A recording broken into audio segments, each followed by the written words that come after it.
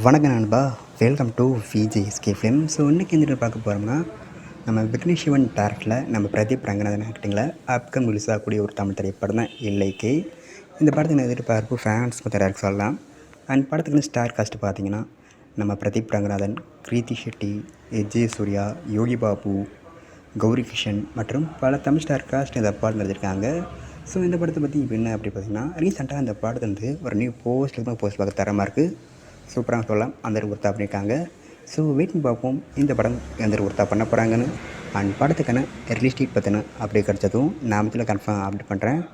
And பிடிச்சிருந்தா like பண்ணுங்க, comment share பண்ணுங்கள். அண்ட் மறக்காம நம்ம சேனலை சப்ஸ்கிரைப் பண்ணிக்கோங்க. மீண்டும் இது போன்ற வீடியோவில் சந்திப்போம்.